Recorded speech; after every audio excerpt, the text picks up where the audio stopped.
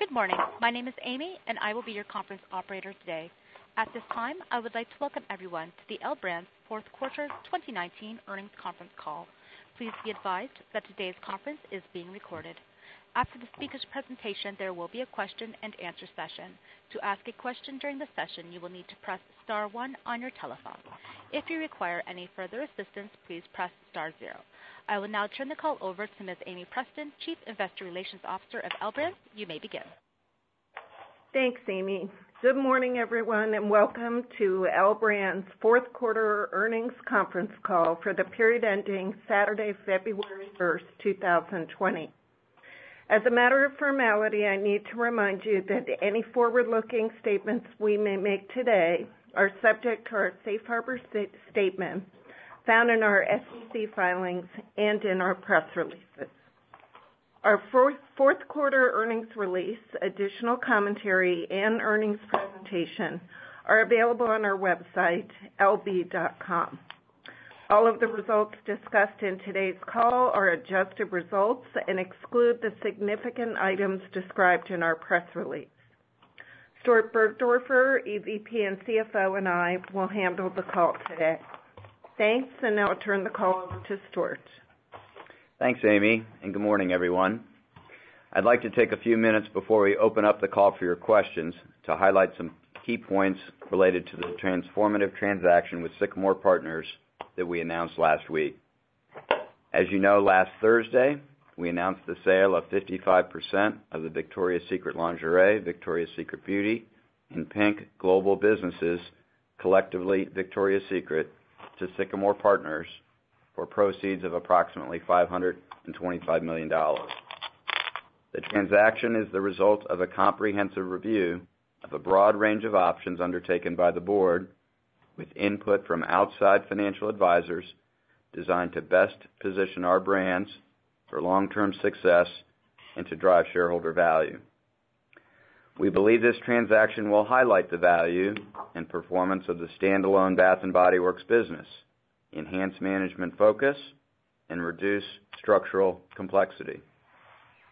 Additionally, we believe that a private entity structure creates the best environment for a Victoria's Secret turnaround.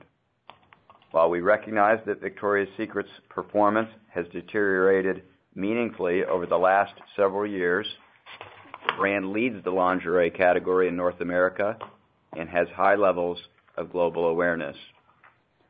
We believe that Sycamore, which has substantial experience in the retail industry, will bring a fresh perspective and greater focus to the business.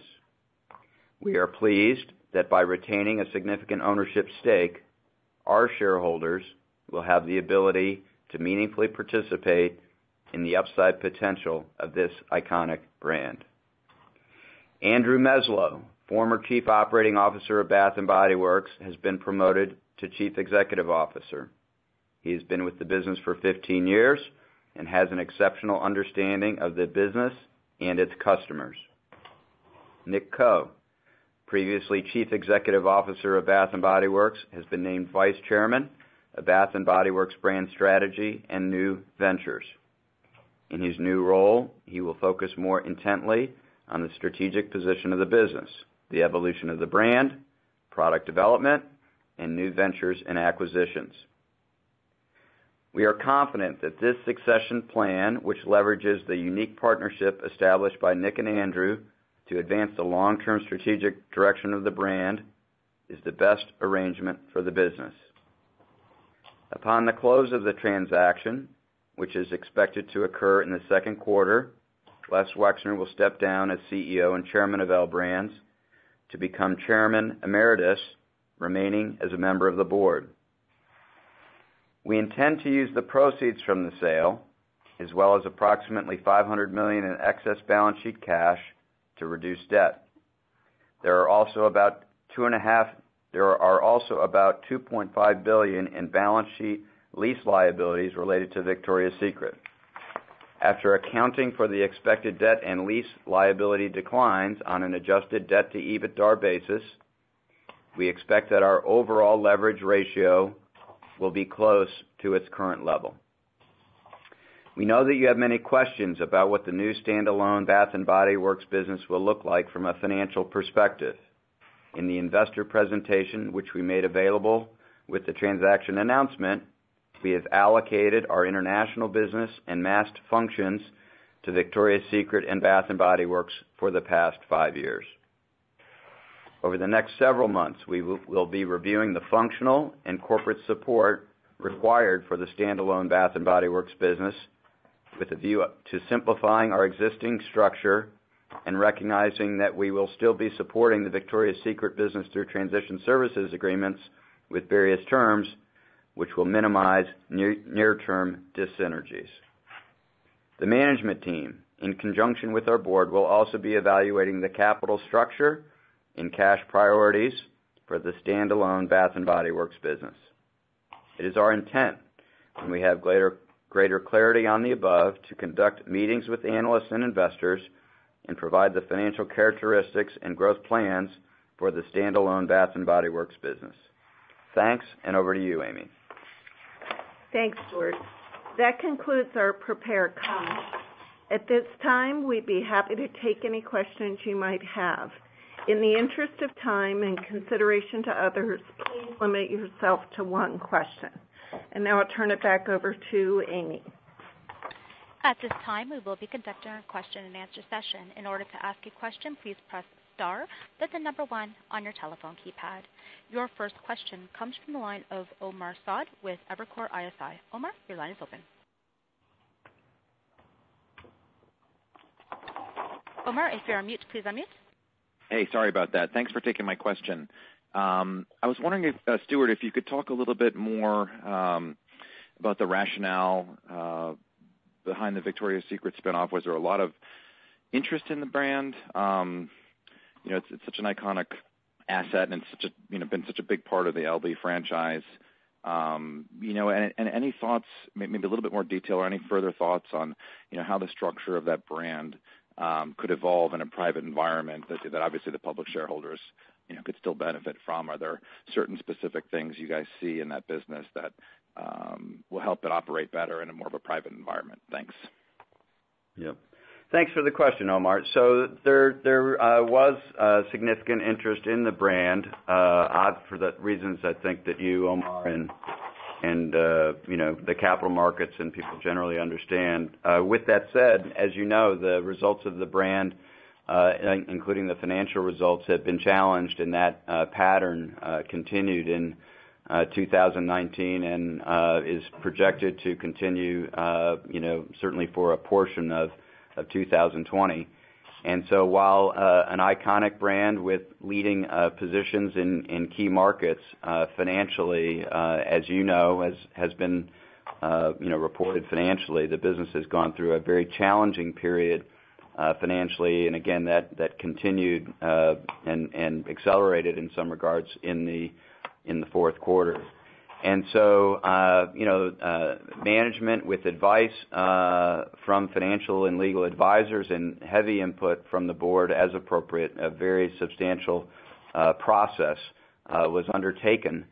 And from that, got to the conclusions of a sale of a majority interest and certainly had interest from a number of parties. But through a process that you would understand, would occur, got to the deal that we've disclosed with Sycamore. With respect to the potential of the business and how we thought about it, we felt strongly about retaining a stake. As you mentioned, this is an iconic brand with very strong positions, and with new leadership and new perspective coming from Sycamore, who has a lot of experience in the retail sector, as you know. We believe that this business can be stabilized and turned around, and that significant value can be created, and specifically for L Brands shareholders through that 45% retained stake.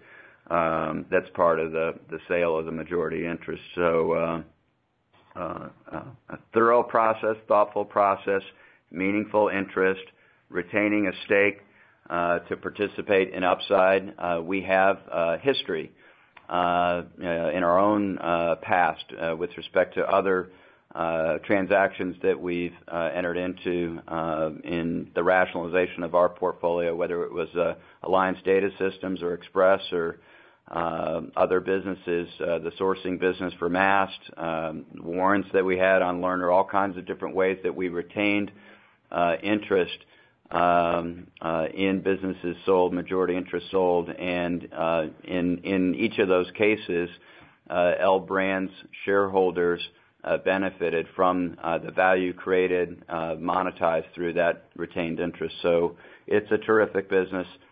We will be providing significant support to the business, as mentioned, through these transition service arrangements, doing so to try to minimize dyssynergies that could otherwise occur if one rushed with respect to those things. So we think we've got a good form of transaction.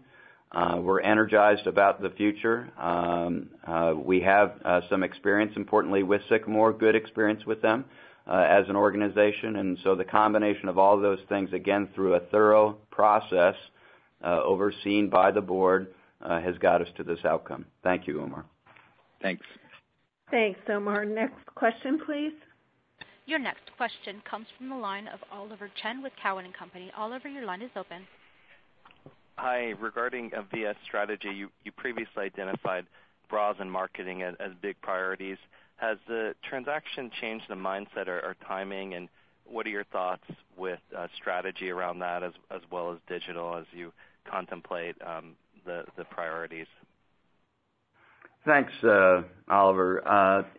In many respects, many of the elements of the strategies that we've talked about and the opportunities that we've talked about, I would expect, Oliver, will continue. And things as fundamental as the opportunities around marketing or the growth in the core category of bras for Victoria's Secret lingerie, or for that matter, PINK, those strategies will continue. I think, in some respects, we might see differences in execution, if you will, in terms of how those opportunities are pursued.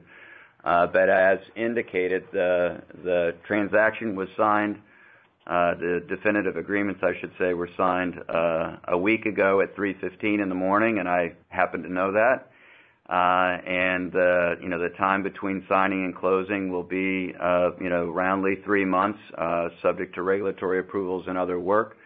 And so in terms of specifically what will change, obviously, the transaction needs to close, and the current leadership of the business will engage appropriately, and some of that's already begun with Sycamore as to a relaying of where the business is and what its best opportunities are.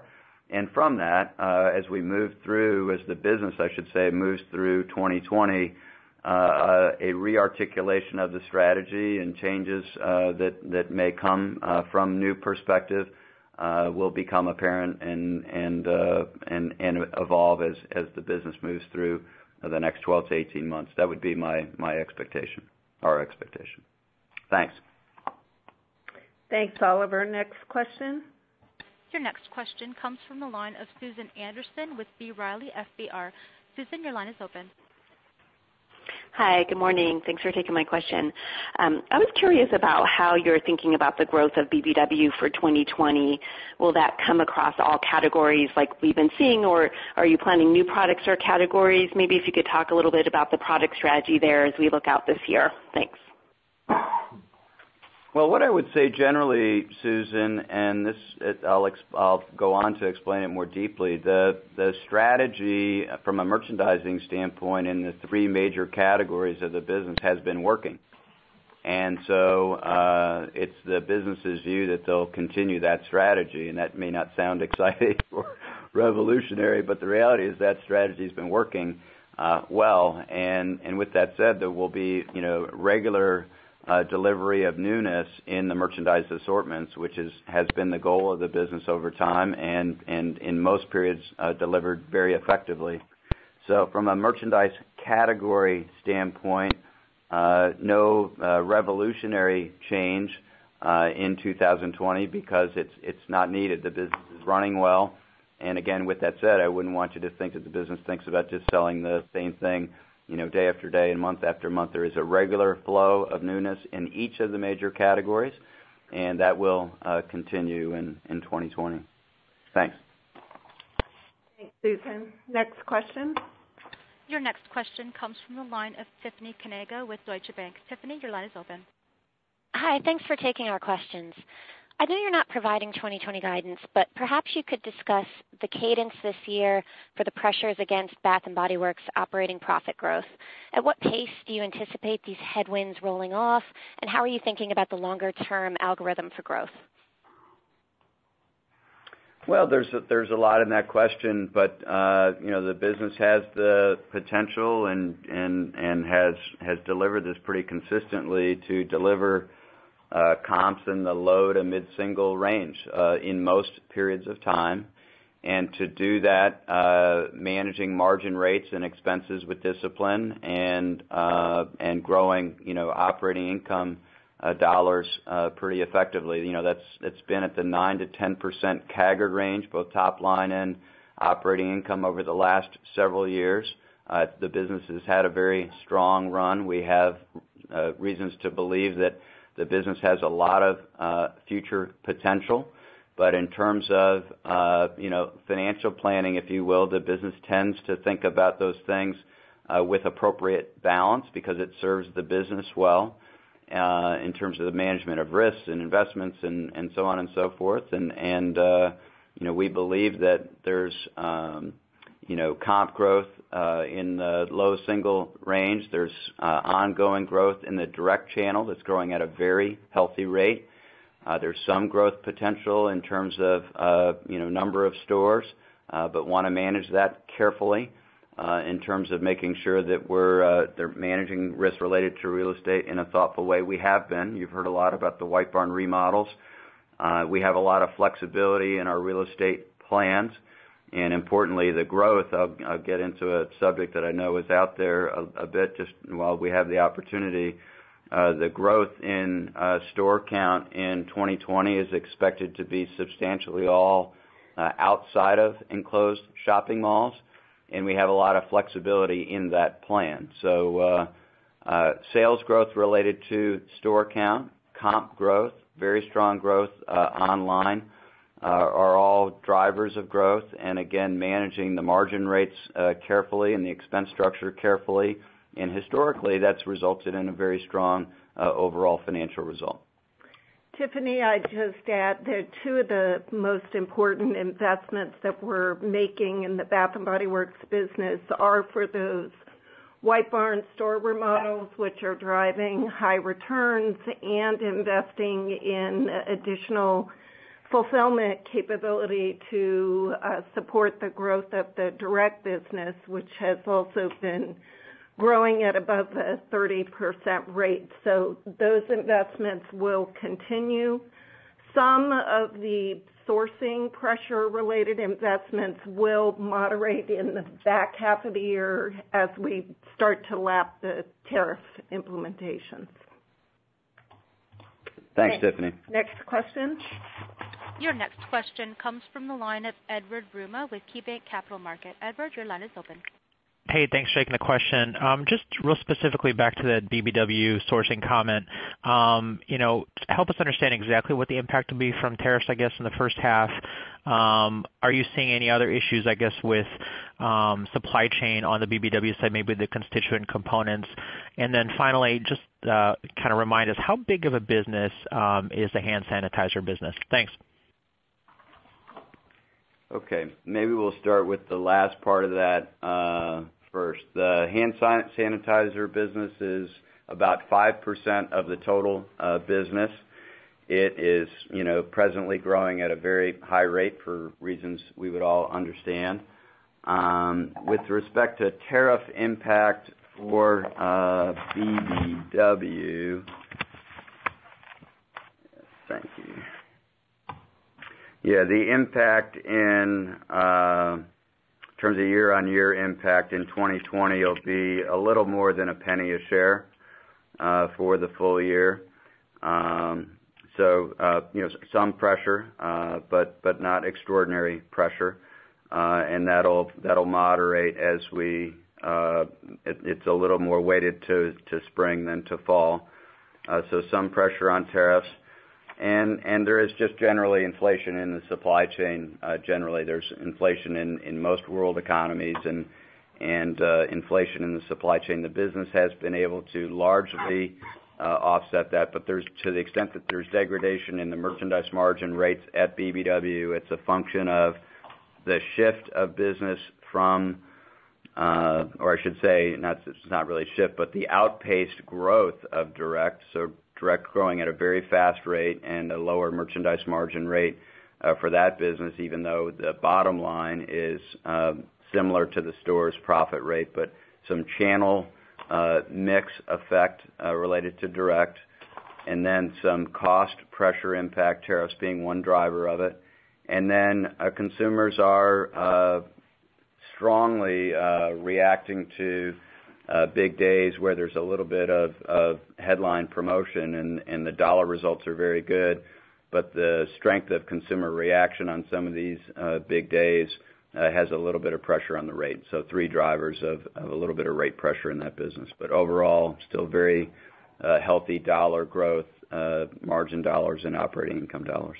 Thanks. Thank you. Thanks. Next question, please. Your next question comes from the line of Ike Boruchow with Wells Fargo. Ike, your line is open. Hey, good morning, Stuart and Amy. Stuart, you talked about the $2.5 billion of lease liabilities that's going with Victoria's Secret. Can you talk about any remaining lease liabilities to Victoria's that will remain on the LB or BBW balance sheet? And then now that the business is going to be smaller from a revenue perspective, at least, should we think about potential changes to the dividend policy in terms of how big the dividend is versus what the new BBW LB capital structure should take in? Thanks. Thanks, Ike. So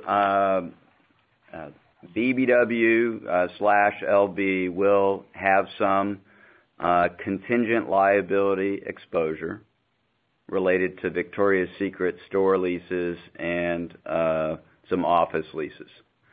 That exposure, in terms of a gross exposure, is roundly or roughly $400 million.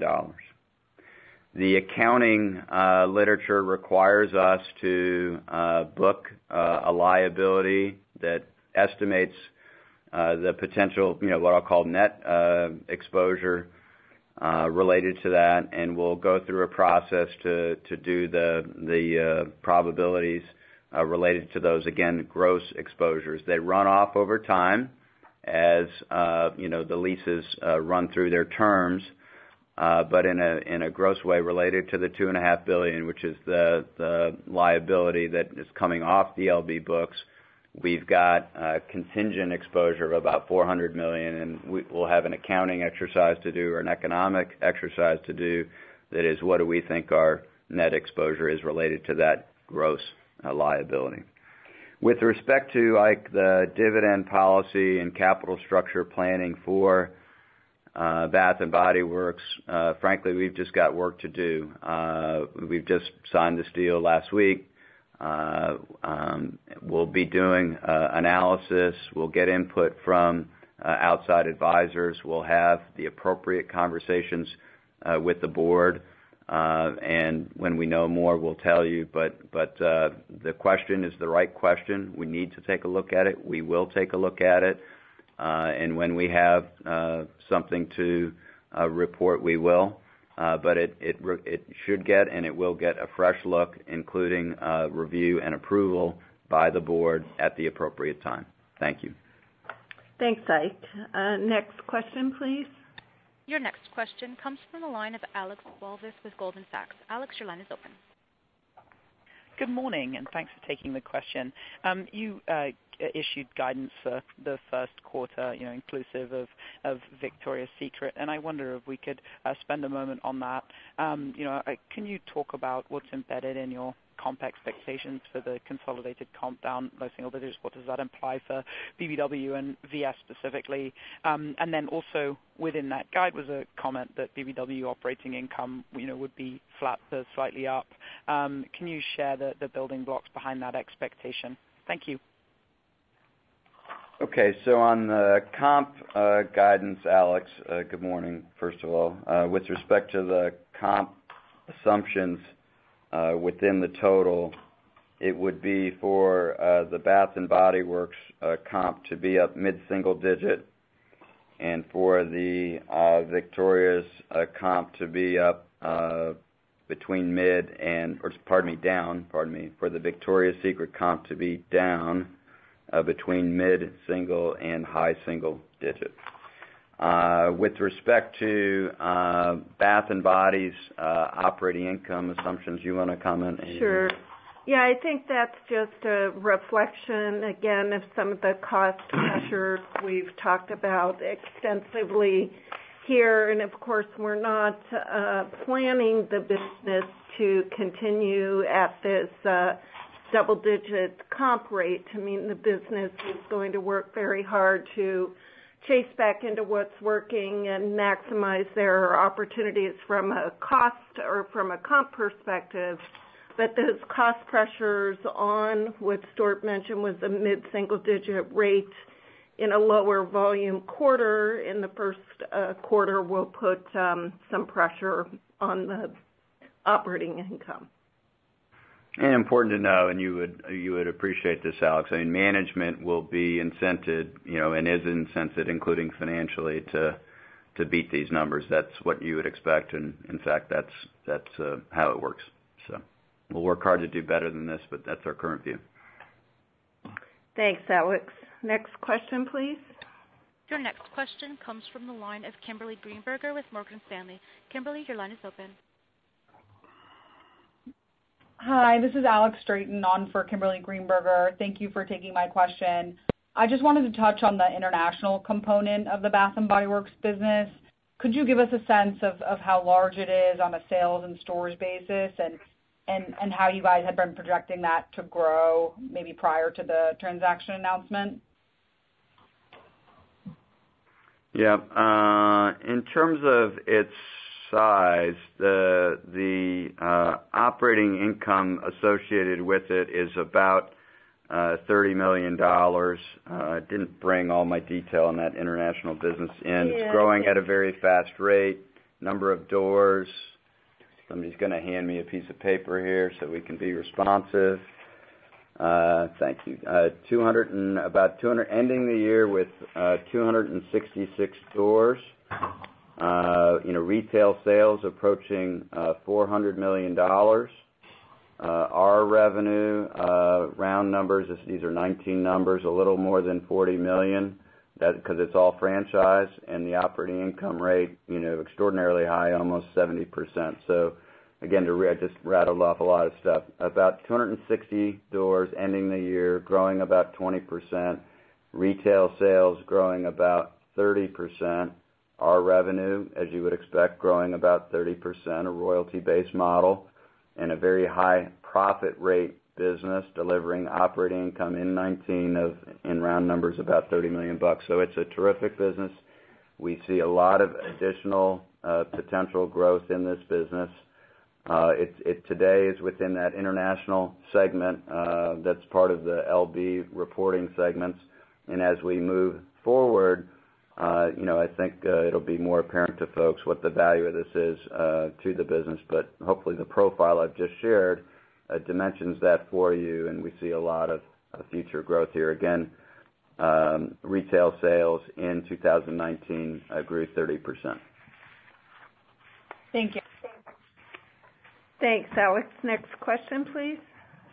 Your next question comes from the line of Mark Altschwager with Baird. Mark, your line is open. Great. Good morning. Thank you. I wanted to follow up on the BBW real estate plans. I guess a couple components here.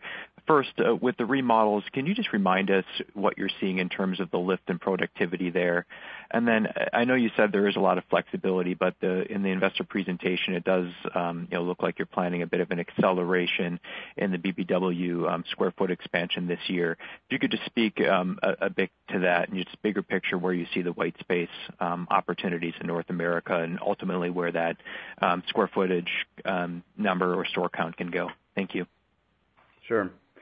So the lift that we see when we remodel a store to what we refer to as the White Barn format, which is most typically the shop and shop, format is roughly 20%.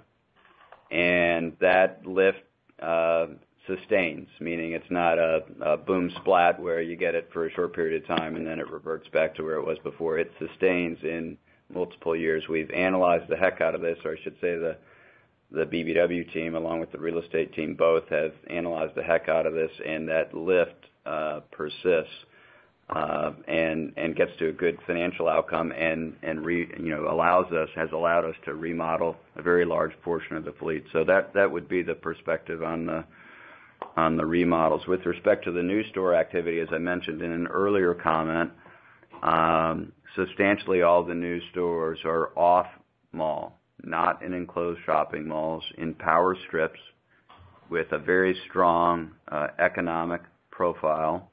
Of course, you would expect that we look at cannibalization, and we do. But think of it as we close stores, we're closing stores in, mid-tier or lower-tier malls, and then we're opening stores in power strips. Now about 45%, a little more than 45% of the business's stores are not in enclosed shopping malls. So, it's a sound approach and strategy. We've gotten more experience. You might ask, well, why the acceleration? It's because the ones that we have done in the last 12, 18, 24 months have performed so well that we're pursuing it with more intensity. And all that said, we've got a lot of flexibility. So even in the 2020 plan that we shared, roundly only about 25% of those leases are actually signed. So we've got a lot of flexibility should we see some dramatic change in the business. We're not expecting that, obviously, but should we see that, we've got a lot of flexibility. So we believe the real estate strategy is a good one, and it's further shifting the business to locations outside enclosed shopping malls. Thanks. Thanks, Mark. Next question, please. Your next question comes from the line of Kate Fitzsimmons with RBC Capital Markets. Kate, your line is open. Yes, hi, good morning. Thank you for taking my question. Stuart, could you just provide some greater detail about the nature of some of the dyssynergies as well as some of the TSAs associated with this transaction? How should we think about maybe the shape and the time frame of them potentially offsetting the dyssynergies here? I believe some of the TSAs go out about 5 years, so just some color there would be helpful. Thank you. You're welcome. So the first thing I'd say is we're going to work like heck to minimize the dyssynergies, which is what you would expect us to do. And so the areas of the business that have the longer terms in terms of the length or duration of TSA are those that have greater scale and or complexity. And so the longest TSA and the one that's the most complex is the TSA related to technology. And we'll work carefully in partnership with Sycamore, Victoria's business, to over time migrate systems and separate systems at logical points that minimize the economic cost. And so, the specific amount of dyssynergies is to be determined, but unlike perhaps some other transactions that we may have read about, we don't have to separate all these systems on day one, nor is it our intention to do that. But in fact, what we're going to do is share many systems for a meaningful period of time. And again, at logical points of separation, we will separate the systems. And we believe from that that we will incur less one-time cost and less dyssynergy than we would expect. Or that we otherwise might incur. Apart from that, there are opportunities through a simpler go-forward business, the Bath & Body Works business specifically. The amount of corporate overhead and complexity will be substantially reduced. And so there are going to be some dyssynergies related to the subjects that we talked about, and offsetting that, and we'll work out the dollars as we learn more. And we've done some initial work on it, but not yet ready for hadn't been finalized and more to do before we get more specific about it. But there will be opportunities to simplify this business from a multi-divisional business now to a single business called Bath & Body Works. And from that, there will be opportunities to offset some dyssynergies with reductions in corporate and other overheads. Thank you. Thanks, Kate. Next question, please. Your next question comes from the line of William Reuter with Bank of America. William, your line is open. Hi. Just trying to work through the go-forward free cash flow. It seems like it should be relatively strong. Have you thought about what CapEx for the BBW business on a standalone basis might be? Yeah, we've given some thought to it. In round numbers, I would say, and this is driven by the investments in real estate, but in round numbers, I would say between $300 and $350 million. And again, that reflects the majority of that related to the remodeling of stores and the opening of new stores that we've talked about. We'll have more work to do on it, but we've done some initial work on it, and it's in that range.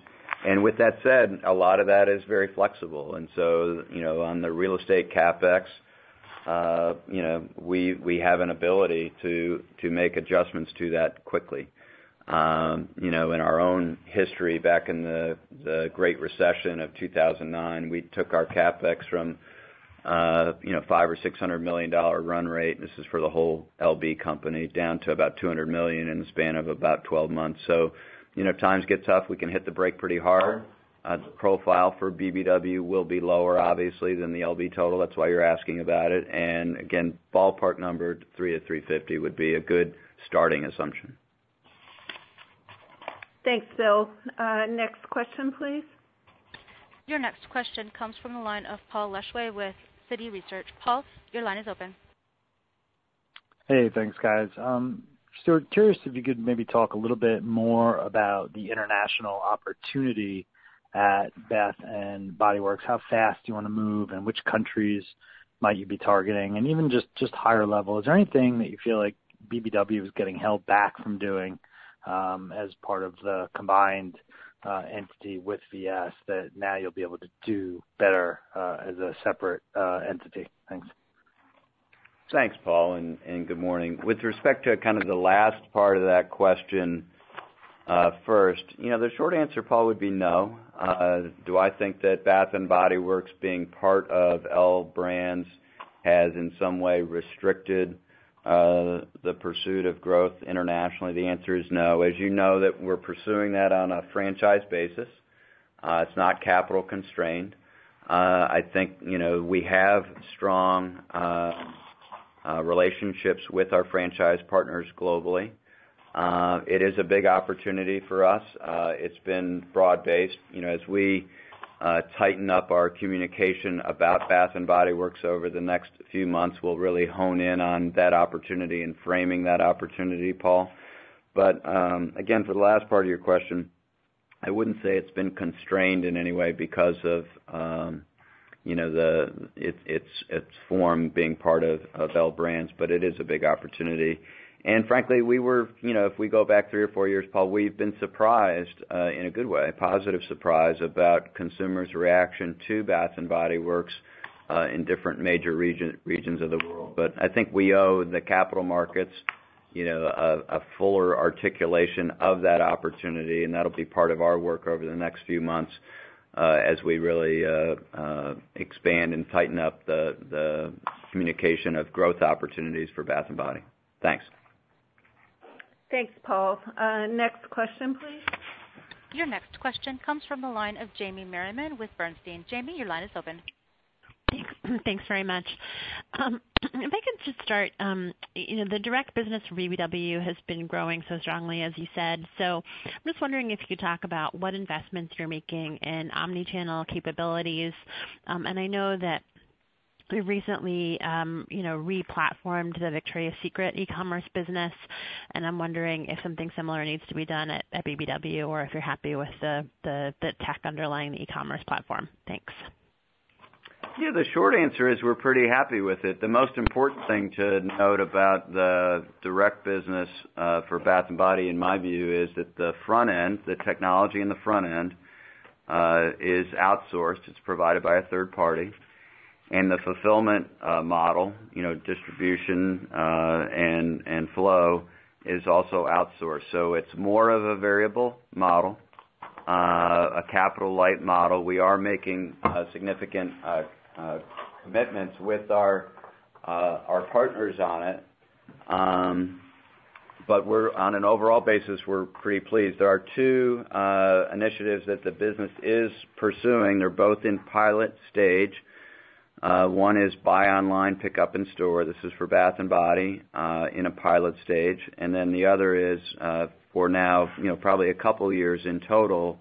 A lot of refinement, given the importance of it, is a pilot that the business has pursued with respect to a loyalty program that is now in about roundly 300 stores. And so in terms of initiatives, buy online, pick up in store, something in front of us, and further refinement and then rollout of the loyalty pilot that's been going on now for probably 18, 24 months.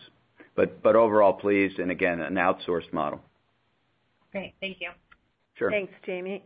Next question, please. Your next question comes from the line of Adrienne Yih with Barclays. Adrienne, your line is open. Yes, good morning. A couple of clarifying questions. Is the mid-single-digit BBW comp for the quarter, is that what you're running quarter to date? Same thing for the Victoria's Secret side. And then what was the BBW segment free cash flow in 2019? And then my third kind of clarifying question, is I don't understand, or maybe the trajectory of a mid-single-digit comp. You have some deleverage with some investment in Q1. How does that look past Q1? Should we think about that mid-single-digit being the break-even comp? Thanks so much. Yep. So three questions. First is on comp results so far in February. We're not going to comment on that. Don't mean to be unhelpful, but we're comfortable. Sure. We're comfortable with the guidance we've given, and that's all I'll say about that. With respect to free cash flow, we've got more work to do, obviously, on the capital structure of the Bath and Body Works business, which we've mentioned, and I don't want to kind of shorthand that and give pieces of it without providing the whole picture. The profitability of the business. It was asked and answered about the CapEx, but we're doing more work on it, and in terms of the overall cash flow characteristics of Bath and Body, they're terrific, obviously, by the way. Yeah. But in terms of a full assessment of it, which ultimately I think we'll get to the question of dividend policy, you appreciate that should be done in a comprehensive way, which we will do, and when we're ready to talk about it, we'll talk about it. So that would be my views on BBW free cash flow, and we'll get to it as soon as we can, but we want to do it thoughtfully, and you can appreciate, hopefully, we've been busy with some other things. And then thirdly, with respect to the mid-single-digit comp, getting to break-even-ish, or not a lot of growth, I should say, year-on-year growth, not break-even, not a lot of year-on-year growth in operating income. Amy mentioned that it's a smaller quarter, and so as you think about leverage on fixed and variable costs, the result that you're asking about for Q1 doesn't translate through all the quarters just based on the relative size of quarters. So that would be my additional view on your third question. Thanks. Okay. Thanks, Adrienne. Next question, please. Your next question comes from the line of Roxanne Meyer with MKM Partners. Roxanne, your line is open. Great. Thanks for taking my questions. Just two quick follow-ups. One, you mentioned the loyalty program pilot. I didn't realize it was already in 300 stores. I would love to get some feedback on how that is performing, and how much more that customer involved in the loyalty program is spending, how much more they're frequenting your stores.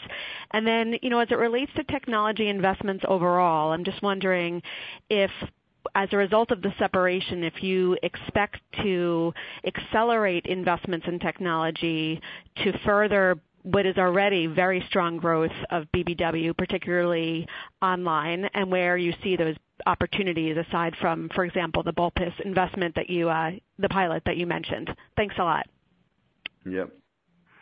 So with respect to the loyalty program, we mentioned about, it's in just shy of 300 stores. The business is pleased with the overall results and is evaluating the rollout, timing to the balance of the fleet. So those would be the headlines. It is a points-based or rewards-based program based on her spending. It involves, a mobile app and, provides her, in addition to value of points and financial reward, gives her, the opportunity to participate in some exclusive events and new products and so on. So it's got some texture on it beyond, just quote a discount, if you will. So generally pleased with it and determining the best way to roll it out to more stores and ultimately nationally. With respect to tech investment otherwise in BBW, as I mentioned, a lot of the online platform for this business is outsourced, but to the extent that the company needs to invest in things like the buy online, pick up in store functionality, we won't be constrained there. We don't have a specific game plan there in terms of the CapEx profile of that, given that we're just in what I'll call a manual test mode right now. But there is opportunity there, as you would appreciate, and the business will have plenty of cash flow to invest in that as that opportunity reveals itself, and to some extent that we may do that working with our partners, meaning third parties, and some of that work we may do internally. Thanks. Thanks, Roxanne. Let's take two more questions. Your next question comes from the line of Lorraine Hutchinson with Bank of America. Lorraine, your line is open. Thank you. Good morning. For Bath & Body Works, could you talk a little bit about the difference in performance of enclosed mall stores versus strip centers, and then maybe some comments on the longevity and flexibility of the lease terms for both? Yep. So, Lorraine, good morning. The first thing is that our stores perform well in both in malls and off mall. So the first thing I'd want to register it clearly is they perform well in both types of venue. Apart from that, or I should say in addition to that, the conversion rates are extraordinarily high off mall, which you would expect. It's more of a destination occasion. The good news about Bath & Body Works is based on its merchandise offering and the nature of the experience with customers. Bath & Body is a destination, both in malls and off malls, but the conversion rates are very high off mall. And lastly, occupancy costs as a % of sales are lower off mall than they are in enclosed shopping malls. So the off mall format is very strong financially. But again, both types of store, if you will, are doing well, good growth, good profitability. The off-mall opportunity is a big one, and as you heard earlier, we're pursuing it aggressively. As a general matter, our lease terms are 10-year leases.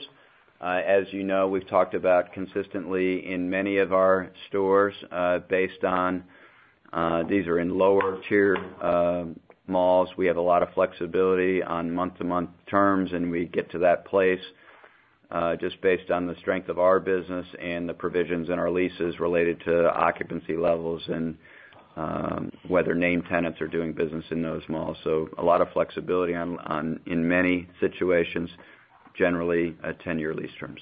Thanks. Thanks, Lorraine. Last question, please. Your final question comes from the line of Michael Binetti with Credit Suisse. Michael, your line is open. Hey, guys. Thanks for taking our question with all the detail today. I guess, Stuart, since you mentioned earlier to Ike's question some of the Victoria's Secret lease liabilities that will remain with LB after the transaction, could you step back a minute? Are there any other areas besides leases of liabilities that stay with LB, just in case we missed anything? And then maybe even bigger picture, how would you frame the downside that LB retains with this deal versus how much opportunity L Brands has to participate in the upside if the results do turn a corner? The obvious math, you keep 45% of the business, but do you participate linearly in the upside if the EBIT turns? Yep, so a lot in that question. Sure. A lot in that question. So our downside is limited for reasons you would understand. We have the exposure related to lease liabilities that's been asked about, and again, on a gross or aggregate basis, around $400 million. There are provisions on how much debt can be put on the business, on the VS business, that were negotiated and agreed. So we've got, I think, good protection there in terms of how that might be managed. With respect to capital contribution requirements, there are essentially none of significance, and there's a lot of upside in just doing the math of what this business could be worth. If we all thought about what this business was worth 5 or 6 years ago, and the capital markets were ascribing no value to it, if not negative value to it. And so it was important to us to retain a stake in that potential value creation, and at 45%, that's a meaningful stake. So there is some downside. We've framed it or bracketed it for you, and there's a heck of a lot of upside that potentially could be very, very significant if you just went back and did math off of what the business had done at its peak. If you even took half of that in terms of its potential, the upside is very significant. But at this time, we felt it was important to have the value of Bath & Body Works realized in the marketplace, to have new input and ownership perspective through a private format. And we believe that those results have the potential to deliver a lot of value to shareholders, or arguably they already have delivered value to shareholders if one looks at the share price move between early January and what has happened since then. So that's how we thought about it. Thanks. And Michael, I just want to clarify one point. That $400 million does not necessarily stay on our balance sheet. That will be... Yeah, that's the gross number. Yeah. We'll book an estimate of the portion of that we think could be reasonable, could be a probability-based assessment of what our exposure is. So that 400 is a gross number. So it won't be on the balance sheet. It'll be meaningfully less than that. Yeah. Great. Okay, guys, that concludes our call for today. Thank you for your continuing L Brands. Thanks. Ladies and gentlemen, this concludes today's conference call. Thank you for participating. You may now disconnect.